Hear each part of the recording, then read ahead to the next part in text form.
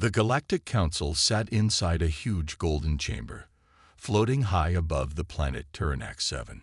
It was a place where leaders of many alien races gathered to make decisions for the galaxy.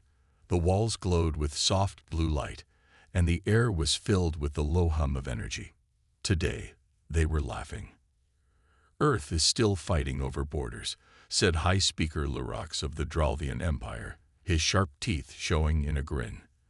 "They haven't even colonized Mars properly." Another council member, a jelly-like being named Velka, bubbled with amusement. "Why did we ever include them in the peace treaty? They are so slow." Around the table, laughter echoed. Aliens of every size and shape, from tall, feathered Avraks to the cold-eyed Bronic warriors, all shared the same belief. Humans were weak, unimportant, and no longer needed in the affairs of the galaxy. But not all agreed. Ambassador Kirill of the Zenari stood up slowly. His purple skin shimmered under the chamber lights, and his eyes were serious. "You all forget," Kirill said. "Earth is not like us. They evolve in chaos. They thrive in hardship. You think they are weak because they hide their weapons and stay quiet. But I tell you now, that is not weakness. That is patience." Silence fell for a moment. Then came more laughter. "Kirill, please," said Councillor Threx, shaking his scaled head. "They barely have ships that can travel past their own moon. You're giving them too much credit." Another voice added, "They wear suits to breathe in space. How primitive." Still standing, Kirill looked around the room with growing frustration. "They're listening. They always are. One day, you will see what they truly are." The High Speaker raised his hand. "We've wasted enough time. Let us vote," Lurox said. A screen appeared above the table, and one by one, the council members cast their vote. The results flashed in bright red text. "Earth, removed from peace treaty. All galactic protection withdrawn. Resources now free for use." It was done. The council had officially cast Earth aside, believing that no harm could come from it. Far above them, orbiting silently in the shadows of Turanax's third moon, a small object hovered. It was a stealth drone, black as the void, almost invisible to sensors. It had no weapons. It was not there to fight. It was there to watch. Inside, cameras recorded every moment of the council meeting. Every word, every insult, every laugh. And deep beneath Earth's surface, in a secret military base carved into the stone of a forgotten mountain, a room full of generals watched the footage in silence. The room was dark, lit only by the screens in front of them. Uniforms lined the walls. Medals shined quietly in the dim light. No one spoke until one man did. General Harris leaned forward, his voice cold and calm. "They've made a mistake." Another general, an older woman named Admiral Reyes, nodded slowly. "They think we're still sleeping." General Harris turned to the others. "Is Project Revenant ready?" "Yes, sir," said a younger officer. "Fully operational, awaiting your command." Harris stood up. Behind him, the giant flag of Earth waved slightly in the cool air. "For years, we let them think we were weak. Let them think we didn't see, didn't hear," he said. "Now, they took the final step. They want to take from us. Then we take back everything." Back in space, the stealth drone powered down. Its mission was complete. And Earth, once silent, was now awake. Far away from the bright cities of Earth, deep under the ice of Antarctica, there was a secret place no one talked about. No maps showed it. No satellites could see it. This was the heart of Earth's hidden power, Base Echo 7. Here, the best minds of humanity worked in silence. Soldiers trained without rest. Engineers built machines no one outside had ever seen. No one knew, not even Earth's own people, just how far their technology had advanced. Above ground, Earth still looked simple. Their space stations were small. Their ships looked old. But this was the plan. It was all part of the cover. Inside Base Echo 7, General Harris stood before a massive screen showing the galaxy. Small red lights blinked on each council planet. He turned to his team. They think we're behind. They think we don't matter. Let's show them what Earth really is. The lights in the room turned red. A siren blared softly. Project Revenant was now active. Years ago, Earth realized something important. The Galactic Council didn't see humans as equals. They smiled in meetings, signed peace deals, and shared rules, but behind closed doors, they laughed. Humanity knew it had to prepare. In secret, they created technologies far beyond what they showed the galaxy. There was the Eclipse Drive, a faster-than-light engine that used folded gravity. No council ship had anything like it. There were shadow ships, cloaked vessels that could move without sound or trace. Even the council's best sensors couldn't find them. There were orbital cannons, AI fleets, and quantum jammers, all hidden in dark corners of space, waiting. And there were the soldiers, the revenants. Not just trained, but enhanced. Stronger, smarter, faster. Each one ready to complete missions no matter the cost. Back on the surface, Earth's news still showed peace. People lived their lives. Children played. Shops stayed open. But underground, Earth had become something else entirely. Something ready. In a quiet part of the solar system, near Saturn, a council patrol ship floated on routine watch. The crew was bored. For years, nothing exciting ever happened here. Then, all at once, their systems went black. No signal. Backup offline. I don't understand. Those were the last words recorded. The patrol ship was never seen again. No wreckage. No distress call. Just gone. The council believed it was an error, maybe a black hole or a simple malfunction. They didn't know that Earth had sent its first message, silent and deadly. In the shadows of deep space, Earth's first stealth fleet moved. 10 massive warships, invisible to all eyes, glided like ghosts. Each one carried weapons powerful enough to destroy a planet's surface in minutes. But they weren't here to destroy. Not yet. They were watching, scanning, learning. They recorded every council move, every ship that docked, every signal sent. Inside one of the ships, a revenant named Kara adjusted her gloves. She looked at the glowing screen in front of her. "The council still thinks we're weak," she said. Another soldier laughed softly. "Let them think. We'll show them what strength really means." Back at council headquarters, a report was received. Another base, this time on the edge of the Zeltran system, had stopped sending signals. No sign of attack, just silence. The council dismissed it again. Probably space storms, one officer said. But in Earth's command center, General Harris watched both events closely. He smiled without joy. 2 bases down. "No one suspects us yet," he said. Admiral Reyes nodded. "Should we send a warning?" "No," Harris replied. "Let them keep laughing." He looked at the screen again, this time at the glowing words that flashed across Earth's hidden system.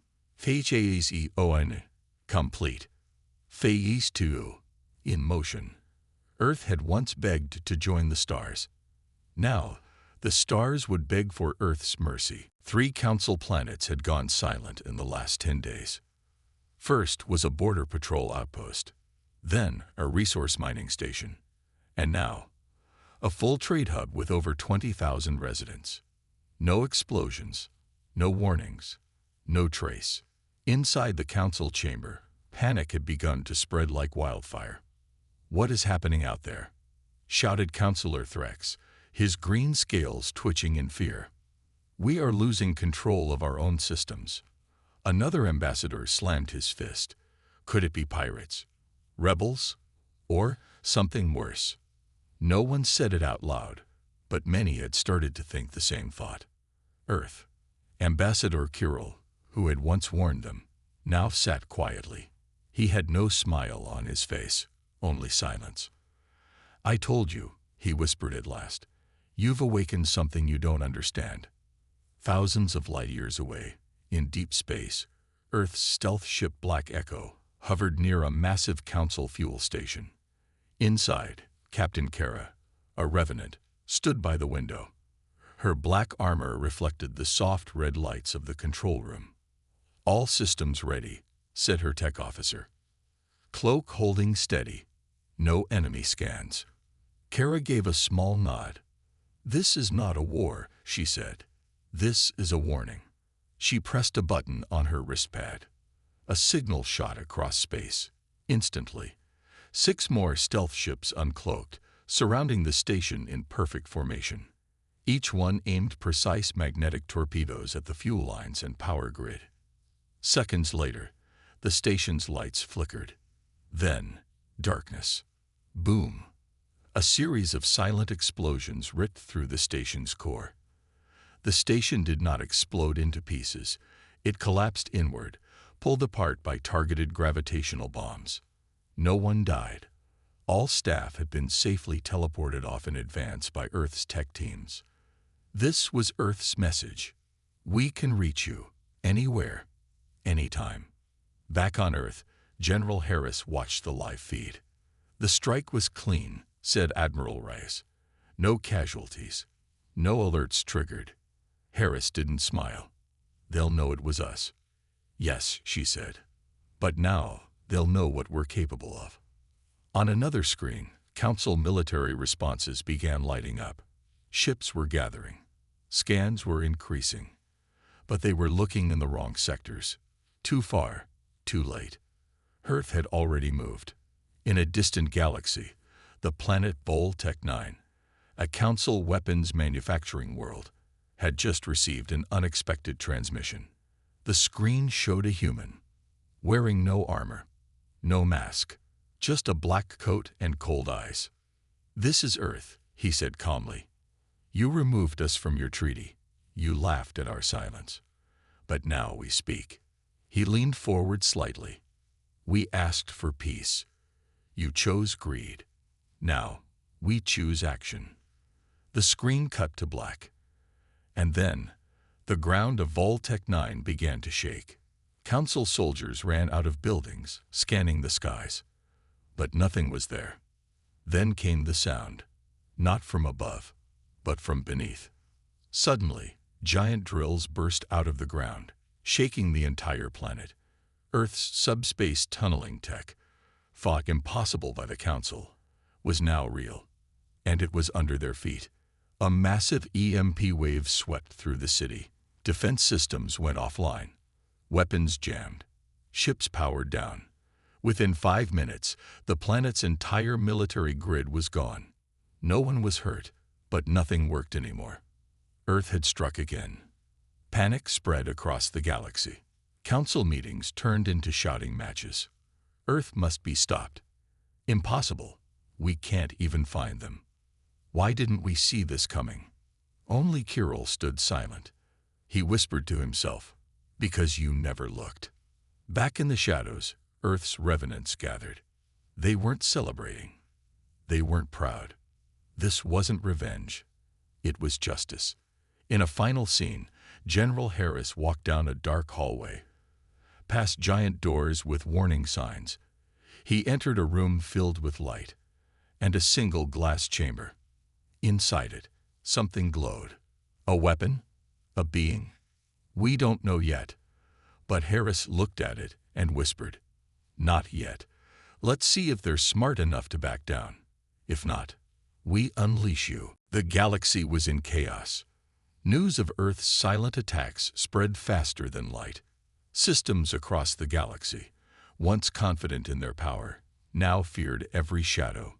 Every planet, every starship, every space station became a potential target. The Council, once proud and united, was beginning to crack. "Have you heard?" said a nervous Bronic officer. "The rebels at Voltec 9, completely wiped out. No warning, no signs." "It wasn't the rebels," another voice replied. "It was Earth." The word felt like a curse now. Back on Earth, General Harris sat in his darkened office. the weight of the galaxy on his shoulders. He looked at the glowing map of the galaxy, with red dots marking Earth's recent strikes. He leaned forward and studied the map carefully, then turned to Admiral Reyes. "We've shaken them," he said, his voice low. "But we need to strike again. We need them to feel what they've done." Reyes nodded. "They've been calling for a council meeting. They're scared.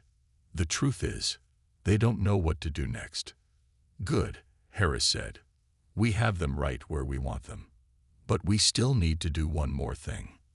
Let's show them that we can be everywhere, all at once."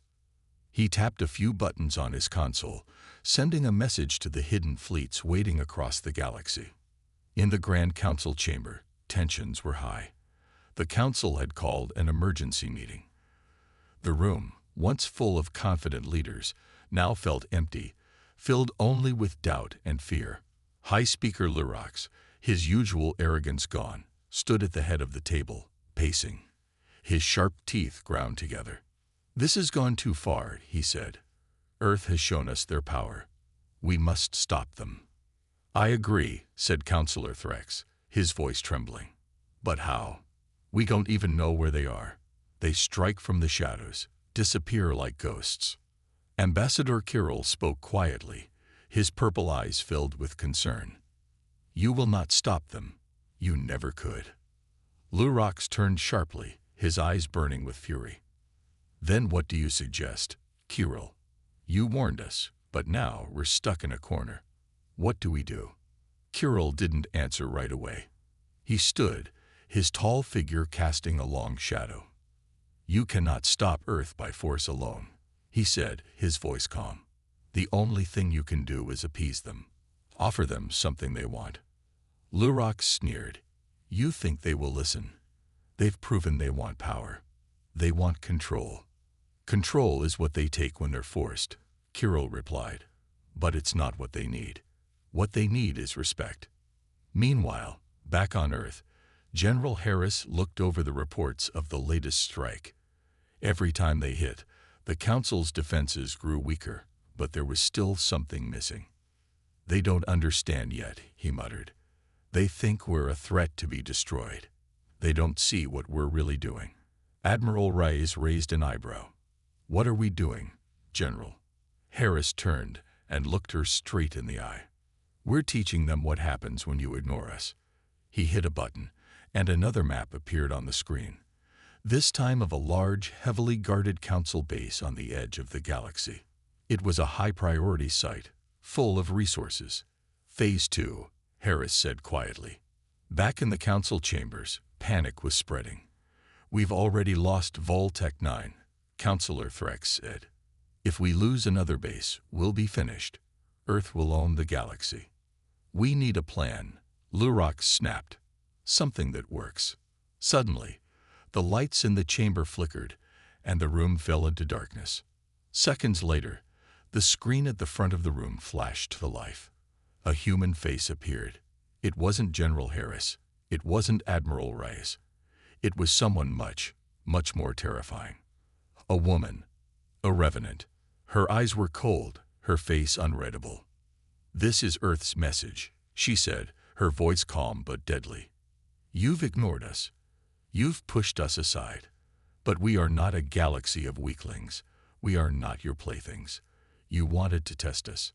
Now you will understand what happens when you make Earth your enemy." The screen went black. The council scrambled. Ships began to mobilize. Defense systems were activated, but no one knew where the strike would come from next. Then, all at once, the ground shook across the council's highest base, Tyrannax Prime. An explosion rattled the core. Energy shields failed. The facility went dark. General Harris and his team watched the live feed in silence. "That was Phase 2, he said, his eyes cold. Admiral Reyes smiled grimly. "The message has been sent." Harris nodded. "Now, we wait." Across the galaxy, the Council's fear spread like wildfire. Planets began to close their borders. Trading stopped. Ships turned back. Every ambassador, every leader, Every soldier knew one thing. Earth was no longer a joke. The galaxy had made a terrible mistake, and now they had to live with the consequences. The galaxy had never felt so small. From the farthest corners of space to the very heart of the Council's power, fear gripped every system. Planets whispered of Earth's growing strength. Ships moved with caution, avoiding areas once considered safe. And in the middle of it all, the Galactic Council was losing control. At the Council headquarters, the leaders met again. This time, behind closed doors, where no one could hear their panic. Lurax slammed his fist onto the table. "We're losing everything," he growled. "First, Voltec 9. Then Tyranax Prime. What next? Do we wait until Earth takes out every base we have?" "Lurax is right," Counselor Threx added. "They've crippled us, but worse, they're making us look weak. If we can't stop them now, we lose everything we've built." "Enough," Ambassador Kirill shouted, his voice sharp and full of anger. "You've already lost. Earth has no need for war. You've pushed them to the edge. They've proven they can destroy anything you have. And they will keep coming. What do you suggest we do, Kirill?" Lurax demanded. "You seem to have all the answers. Tell us how we stop them." Kirill's eyes narrowed. "The only thing left is to negotiate. Earth has shown restraint. They've made their point. But if you want to survive, you'll need to offer them something they'll accept. Power, respect, a place at the table." The room fell silent. For the first time, the Council was unsure of itself. Far away on Earth, General Harris stood in front of a massive digital map, his arms crossed. His face was stern, but his eyes gleamed with a quiet confidence. Admiral Reyes joined him, her voice calm but cautious. "We've hit them hard, General, but their response is getting stronger. We need to move fast." Harris nodded slowly. "I know, but I want them to believe we'll stop. We need them to think they have control. I want them to think they can force us to negotiate." Reyes raised an eyebrow. "You think they'll come to the table?" "They'll have no choice," Harris said quietly. "They've been too proud for too long. But now, they know they can't win." He turned to face her fully. "Tell the fleet to stand by. We have one more move to make." At the Council's headquarters, Lurax's frustration boiled over. "We can't just sit here and wait for Earth to crush us. We need a plan. We need to act." "I agree," said Counselor Threx. "We can't let them strike again. This is our last chance." Kirill sighed, shaking his head. "You don't understand, do you? Earth has already won. They've proven they can reach us anywhere. They've proven they can make us bow down to them. What do we do then?" Lurax barked. Kirill leaned forward, his purple eyes intense. "You send them what they want. You give them control. You give them a place at the table." "No," Lurax spat. "We'll never do that. We won't surrender." "You already have," Kirill said softly. "You just don't know it yet." On Earth, General Harris was in his private command center, watching the Council's every move. His team of engineers and strategists were already preparing for their next phase. "They're desperate," Harris said, watching the nervous reactions of the Council leaders on the screen. "They'll try to negotiate. They think they can win us over with promises." Reyes stood by the console, "And they'll fail. They think they can offer us something we haven't already taken." Harris smiled faintly. "Exactly. And when they realize it, that's when we make the real move." In the Council chambers, the leaders continued to argue. Fear was starting to turn to panic. Counselor Threx spoke up again. "We can't let Earth keep doing this. We need a defense, a counterattack, something." Ambassador Kirill stood up slowly, shaking his head. "You've missed the point. Earth isn't interested in a fight anymore. They've already won the war. What they want is your respect." Lurax sneered. "Respect? From us? How do we give them that?" Kirill's voice was calm, but deadly serious. By accepting the truth, Earth is no longer your enemy. They are your superior. Back on Earth, General Harris was watching the signals closely. Earth's stealth fleets were ready for whatever the Council would throw at them next, but Harris knew it was time for the final step. He sent the message, simple and direct. The time for negotiation has come. You have until the end of the week to respond. If not, Earth will make its next move. He leaned back in his chair. Let's see if they're ready to talk. In the council chamber, the leaders received Harris's message. It was clear. The tone was cold. The message was simple. Earth will make its next move. Lurox turned to the others, his face pale. They've done it. They've cornered us. Kirill gave a slight nod. No, Lurox. You've cornered yourselves. Now you must make the choice. Surrender or face the end. The message was sent across the galaxy, and it was clear. The galaxy would either bow to Earth's power or be destroyed by it. The Council had no choice but to act, but whether they would agree to Earth's terms, no one could say. The galaxy held its breath. Across every system, every planet, every ship, all were waiting for the Council's decision. Earth's message had been clear. Surrender or face complete destruction. But would the Council bow to the pressure, or would they risk everything to stand against humanity? In the high chambers of the Galactic Council, silence hung heavy in the air. Every leader, every ambassador, and every official waited for Lurox's final command. Lurox sat at the head of the table, his eyes locked onto the large screen displaying Earth's fleet. A soft hum filled the chamber, the only sound in the tense room. Councillor Threx broke the silence first.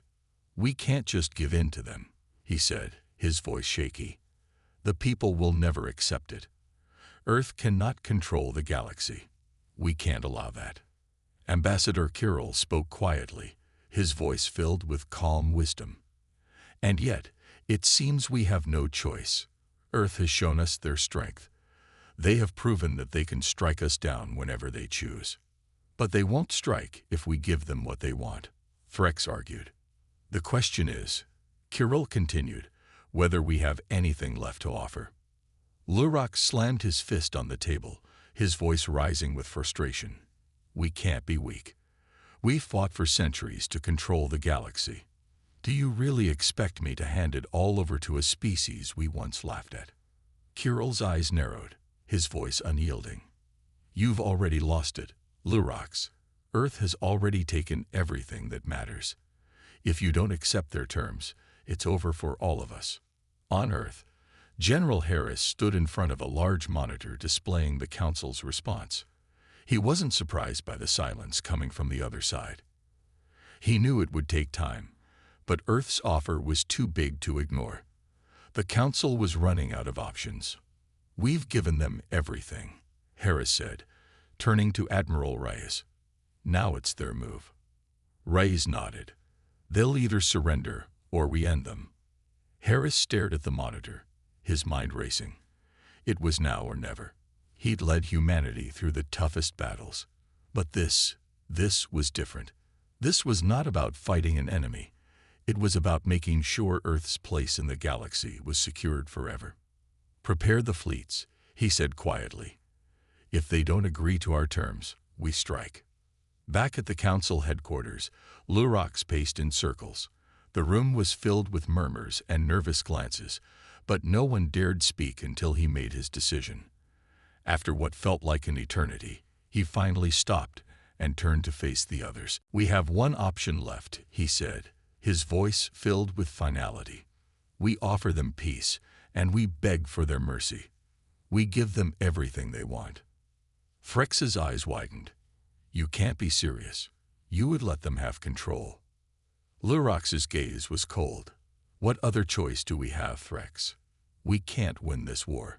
If we don't surrender, Earth will destroy us, and the galaxy will be theirs. Kirill spoke softly, but his words cut through the tension in the room. Exactly. And it's better to survive with respect than to perish in pride. Lurox's hands trembled as he reached for the communicator. With a sigh, he sent a message to General Harris. "We accept your terms. Earth will be given a seat at the table. The galaxy will bow to Earth's power." On Earth, the message arrived. General Harris read the response slowly, his expression unreadable. Finally, he set the message down on the table. His eyes locked with Admiral Reyes. "They've accepted," he said, the corner of his mouth twitching with a small smile. "The Council has surrendered." Reyes looked at him, then at the screen showing the fleet's movements. "So, we've won." "We've won," Harris repeated, but his voice lacked celebration. "But this is just the beginning." The news spread across the galaxy like wildfire.